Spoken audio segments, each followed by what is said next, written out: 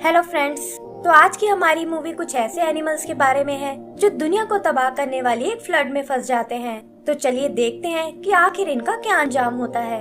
तो मूवी के शुरू में हम एक नेस्टियन एनिमल डेव को देखते हैं जो रेगिस्तान में अपने बेटे फिनी के साथ रहता है। वो अपने लिए एक परफेक्ट घर ढूंढ रहा है और इस वजह से उन्हें बहुत ट्रैवल करना पड़ता है। लेकिन फिनी को ये बिल्कुल पसंद नहीं है क्योंकि इससे वो कहीं भी अच्छे दोस्त नहीं बना पाता। अभी डेव ये जगह छोड़कर कहीं और जा रहा है और इससे फिनी बहुत नाराज होता है। तब डेव उसे बताता है कि जल्दी ही यहाँ एक फ्लड आने वाली है और लायन ने जंगल के सभी एनिमल्स को एक अर्जेंट मीटिंग के लिए बुलाया है। फिनी को ये भी उसका कोई नया बहाना लगता है, लेकिन तभी वो देखते हैं कि आसमान में काले बादल छा गए हैं और मौसम भी खराब होने लगा है। जल्दी ही वो अपना सामान लेकर मीटिंग वाली जगह पहुंच जाते हैं और देखते हैं कि वहां उनके जैसे हजारों एनिमल्स आए हैं। यहाँ फिनी की नजर लिया पर पड़ती है जो अपनी मोम हेजल के साथ आई है और वो दोनों एक खूंखार प्रजाति ग्रिम से बिलोंग करते हैं। तभी उनसे बात करने लायन वहाँ आता है और बताता है कि आप लोगों ने फ्लड के बारे में सही सुना है और जल्दी ये धरती से लाइफ का नामो निशान मिटा देगी। ये सुनकर सारे एनिमल्स डर जाते हैं, लेकिन लायन उन्हें बताता है कि चिंता करने की कोई जरूरत नहीं है क्योंकि हमारे पास इससे बचने का एक तरीका भी है। फिर वो उन्हें एक बड़ी सी बोट दिखाता है जो किसी नोआ नाम के आदमी ने बनाई है और कहता है कि ये सभी एनिमल्स को उस फ्लड से बचा सकती है। वो खुद को इस बोट का कैप्टन अनाउंस करता है और बताता है कि रूल के हिसाब से कोई भी एनिमल दूसरे को नहीं खा सकता और सिर्फ वही एनिमल बोट में जा सकते हैं जो नोआ की लिस्ट में है। अगली सुबह सभी एनिमल्स अपने ऑडिशन के लिए आते हैं जहाँ लायन और उसके साथी चेक करते हैं कि वो नोआ की लिस्ट में है या नहीं। एक एक करके सभी क्वालिफाइड एनिमल्स को मार्क कर दिया जाता है और फाइनली बारी आती है डेव की फैमिली की। लेकिन पता चलता है कि उनका नाम तो लिस्ट में है ही नहीं और ये सुनकर डेव परेशान हो जाता है। वो उन सब से बहुत रिक्वेस्ट करता है कि आप हमें इस तरह नहीं छोड़ सकते, लेकिन लायन को इससे कोई फर्क नहीं पड़ता। यहाँ नर्वस होते ही डेव एक ब्लू कलर की गैस छोड़ता है जो असल में नेस्टियन प्रजाति की कमजोरी है और गुस्से में वो सब उसे बाहर भगा देते हैं। उधर फिनी और लिया अपने पेरेंट्स का वेट करते हैं और पता चलता है कि लिया और उसकी फैमिली को पास मिल गया है। डेव भी फिनी का दिल नहीं तोड़ना चाहता और उसे झूठ बोलता है कि बाकी एनिमल्स के साथ वो भी बोट पर जा रहे हैं। शाम होते होते सभी लोग अपने लिए एक जगह ढूंढ लेते हैं और डेव भी अपना नया घर तैयार कर लेता है। वो बातों ही बातों में फिनी को बहलाने की कोशिश करता है कि ये जगह रहने के लिए बहुत ही सुंदर है और तुम यहाँ अपने लिए दोस्त भी बना सकते हो। फिनी भी समझ जाता है कि जरूर कुछ गड़बड़ हुई है और तब डेव उसे असलियत बताता है कि कैसे लायन ने उन्हें रिजेक्ट कर दिया है। ये सुनकर फिनी का दिल टूट जाता है और डेव भी उसे उदास नहीं देख पाता। वो प्रॉमिस करता है कि हम उस बोट में जरूर जाएंगे और ये कहकर उसे गले से लगा लेता है। अगली सुबह सभी एनिमल्स बोर्डिंग करने लगते हैं जहाँ एक फ्लामिंगो चेकिंग करने में उनकी मदद कर रहा है। तभी वहाँ दो शैतान ग्रिफिन आते हैं जो लाइन तोड़कर अंदर घुसना चाहते हैं, लेकिन पास ना होने के कारण गोरिल्ला उन्हें उठाकर बाहर फेंक देता है। उधर डेव रूप बदलकर एक ग्रिम का भेष बना लेता है और वो लिया और उसकी मॉम के साथ अंदर जाने की कोशिश करते हैं। हेजल उनकी पोल खोलना चाहती है, लेकिन फ्लेमिंगो को लगता है कि ये शायद आपस में हस्बैंड वाइफ है और वो उन्हें अंदर जाने की परमिशन दे देती है। एक चिंपैंजी उन्हें उनके रूम तक लाता है, लेकिन हेजल अभी भी डेव पर बहुत नाराज होती है। उधर फिनी और लिया शिप को चेक करने जाते हैं और लिया बताती है कि मैं उस फ्लड को अपनी आंखों से देखना चाहती हूँ। बचते हुए वो किसी तरह ऊपर के डेक तक आते हैं, लेकिन एक गार्ड उन्हें वहाँ देख लेता है और वो उससे बचकर भागने लगते हैं। फिनी ये देखकर घबरा जाता है, लेकिन देखता है कि लिया ने गार्ड को डराकर भगा दिया है।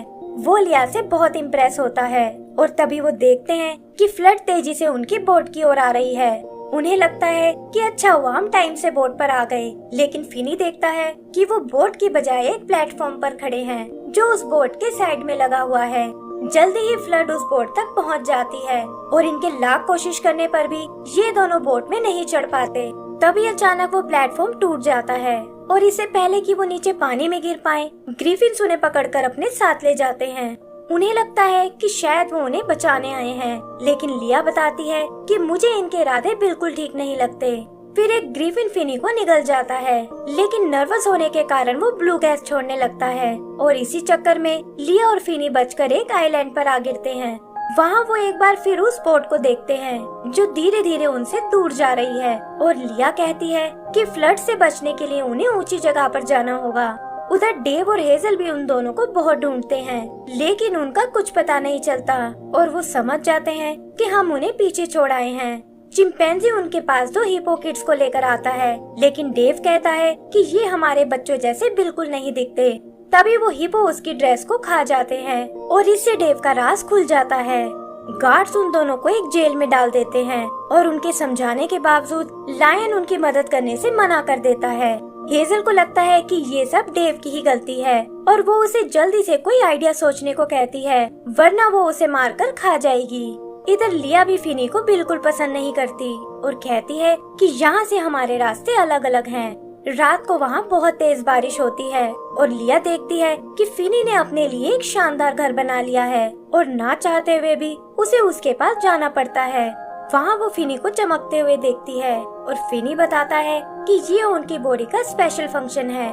वो एक बार फिर लिया से दोस्ती करने की कोशिश करता है, लेकिन लिया कहती है कि वो तो बस यहाँ शेल्टर लेने आई है और सुबह होते ही वो अलग रास्ते पर निकल जाएगी। लेकिन अंदर से वो दोनों ही बहुत डरे होते हैं और उम्मीद करते हैं कि उनके पेरेंट्स उन्हें लेने जरूर आएंगे। जल्दी ही सुबह हो जाती है और वो देखते हैं कि फ्लड का पानी उनके घर तक पहुंच गया है। फिनी अपने लिए एक बोट तैयार करता है, लेकिन वो भी गलती से उनसे दूर चली जाती है और ये देखकर लिया को बहुत गुस्सा आता है। तभी वो ग्रिफिन्स एक बार फिर उन पर अटैक करने आते हैं, लेकिन लिया किसी तरह फिनी को बचा लेती है और भागते हुए वो एक वेल के पास आते हैं जो किनारे पर बैठी सो रही थी। वेल चीख मारकर ग्रिफिन्स को दूर उड़ा देती है और पता चलता है कि वो भी फ्लड से डरकर भाग रही है। वो अपना नाम ओबीसी बताती है, जिसके साथ स्टेपुट नाम का एक पैरासाइट भी है और उन्हें भी लायन ने बोट पर ले जाने से मना कर दिया था। वो खुद भी नहीं जानती कि वो असल में एक पानी की ही एनिमल है और बाकी सब भी ये बात नहीं समझ पाते। फिनी उन्हें अपने साथ माउंटेन की ओर चलने को कहता है, लेकिन लिया को लगता है कि इस तरह उनकी स्पीड स्लो हो जाएगी। तब फिनी उसे समझाता है कि ओबीसी ने हमारी जान बचाई है और हम उसे इस तरह मरने के लिए नहीं छोड़ सकते। इधर वो ग्रिफिन्स उन्हें खाने का प्लान बनाते हैं और पत्थर से एक ऐसा ब्रिज तैयार करते हैं जिस पर आते ही वो सब नीचे गिर जाएंगे। फिनी और उसके दोस्त भी माउंटेन की ओर आगे बढ़ने लगते हैं और देखते हैं कि फ्लड का पानी तेजी से उनके करीब आ रहा है। उधर डेव और हेजल जेल से निकलने का प्लान सोच रहे हैं और तभी डेव को एक आइडिया आता है।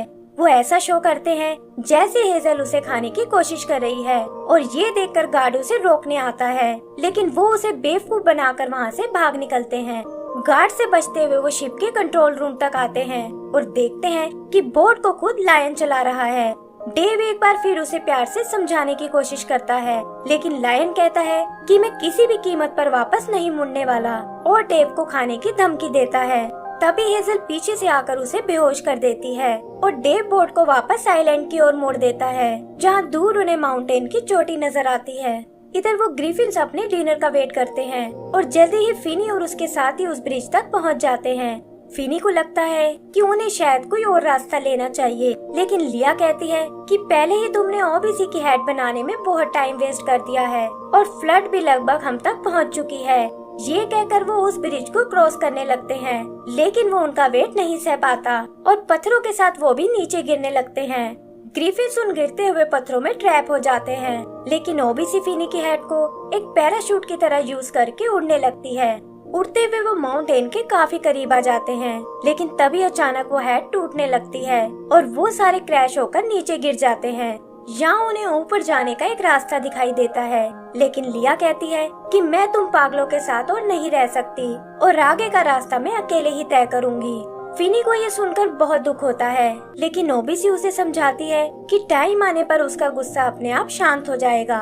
उधर बोट पर एक गार्ड लायन से मिलने आता है, लेकिन डेव और हेजल लायन को एक पपेट की तरह यूज करके उसे बेवकूफ बना देते हैं और कहते हैं कि थोड़ी देर तक हमें कोई डिस्टर्ब नहीं करेगा। आगे हम लिया को देखते हैं जो अकेले ही उस सुनसान रास्ते से आगे बढ़ रही है और सोचती है कि काश उसने अपनी मॉम का साथ ना छोड़ा होता। उसे खुद पर बहुत गुस्सा आता है और इसी चक्कर में चट्टान टूटने से वो नीचे गिरने लगती है, लेकिन एंड टाइम पर ओबीसी और उसके दोस्त वहाँ आकर उसे बचा लेते हैं। वो अपनी जान बचाने के लिए उनका शुक्रिया अदा करती है और साथ ही माफी मांगती है कि उसे उनसे इस तरह बात नहीं करनी चाहिए थी। फिर वहाँ से निकलकर वो सब एक क्रिस्टल केव में आते हैं और फिनी अपनी स्किल से सबके लिए बेड बना कर देता है। यहीं डेव और हेजल के बीच भी दोस्ती हो जाती है और वो प्रॉमिस करता है कि हम अपने बच्चों को बचा कर ही रहेंगे। जल्दी ही सुबह हो जाती है और फिनी देखता है कि केव में पानी भरना शुरू हो गया है। पानी के बहाव से वो तेजी से उन टनल्स में आगे बढ़ने लगते हैं और एक छोटे से होल में आकर फंस जाते हैं जिसके ठीक नीचे पानी भरा हुआ है। फिनी और लिया ओबीसी को रोकने की कोशिश करते हैं, लेकिन इसी चक्कर में उसे छींक आ जाती है और ये दोनों उड़ते हुए सीधा उन ग्रिफिन्स के पास जा गिरते हैं। उन्हें देखकर ग्रिफिन्स के मुंह में पानी आ जाता है, लेकिन इससे पहले कि वो उन्हें अपना खाना बना पाए, पानी ओबीसी को होल से बाहर फेंक देता है और वो ग्रिफिन्स को लेकर नीचे गिर जाती है। फिनी और लिया को लगता है कि उनकी दोस्त शायद मारी गई है और ये सोचकर वो दोनों उदास हो जाते हैं। तभी फ्लड का लेवल माउंटेन के ऊपर पहुंच जाता है और लिया फिनी को तुरंत ऊपर की ओर चलने को बोलती है।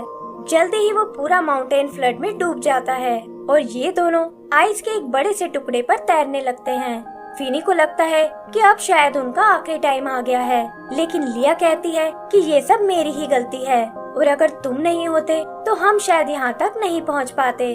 फिर वो फाइनली उसे अपना दोस्त बना लेती है और वो दोनों एक दूसरे को हक करने लगते हैं। तभी उनकी नजर उस बोट पर पड़ती है और वो समझ जाते हैं कि उनके पेरेंट्स यहाँ उन्हें बचाने आए हैं। इधर डेव और हेजल को पानी में कुछ नजर नहीं आता और लिया को भी लगता है कि हमें उन्हें कोई सिग्नल देना चाहिए। तब फिनी लिया से खुद को डराने को बोलता है और डेव देखता है कि पानी में एक जगह ब्लू स्मोक निकल रहा है। वो समझ जाता है कि ये उसका बेटा ही है और वो बोट को उनकी ओर घुमा देता है। तभी अचानक लायन की आंख खुल जाती है और इससे पहले कि वो उन्हें जान से मार पाए, डेव अपनी ब्लू गैस से उसे बेहोश कर देता है और फिर वो अपने बच्चों को बचाने निकल जाते हैं। उधर लिया अपने शार्प पंजों की मदद से बोट से चिपक जाती है, लेकिन फिनी आइस टूटने से नीचे पानी में जा गिरता है। हेजल लिया को वापस शिप पर खींच लेती है और लिया उन्हें बताती है कि फिनी की जान खतरे में है। डेव ये सुनकर उसे बचाने जाता है और हेजल और लिया भी उसकी मदद करने जाती हैं। वहाँ वो देखते हैं कि फिनी को होश नहीं आ रहा और ये देखकर लिया को बहुत दुख होता है। डेव भी अपने बेटे को गले से लगा लेता है और तभी वो देखता है कि फिनी को होश आ गया है।